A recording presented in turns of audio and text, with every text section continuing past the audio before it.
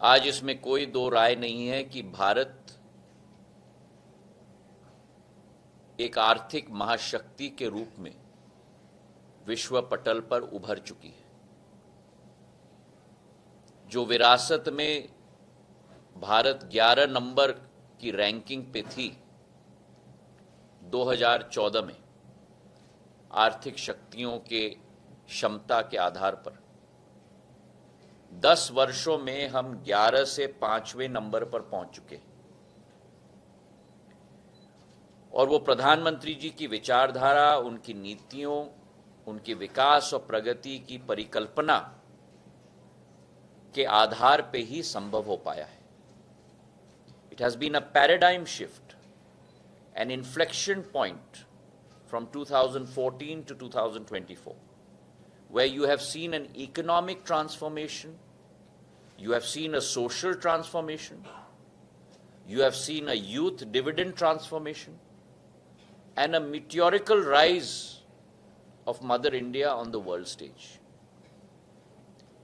आज 5वें नंबर पर हम हैं, लेकिन 2027 तक, मतलब भारतीय जनता पार्टी के तीसरे कार्यकाल में ही, और ये अपने आप में भी एक कीर्तिमान है, पिछले 50 वर्षों में किसी और सरकार ने तीसरी बार सरकार बनाने में सफल नहीं हो पाए। केवल प्रधानमंत्री नरेंद्र मोदी जी में यह सफलता प्राप्त हुई है।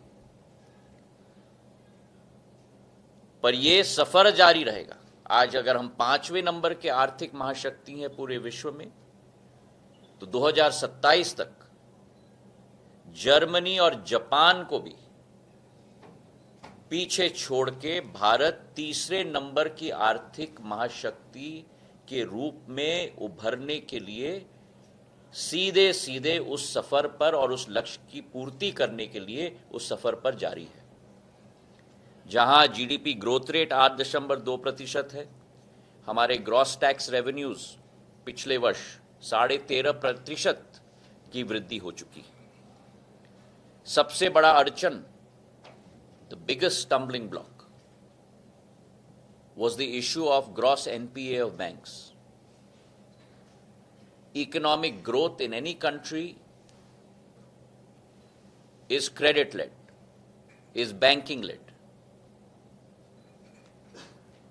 And the fact that our banking sector was completely inundated with NPAs, 12% NPA की रेट होती थी 2014 में।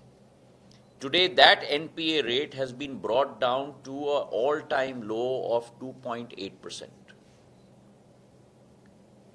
And along with that, where inflation has been moderated to 5.4%, the lowest since COVID.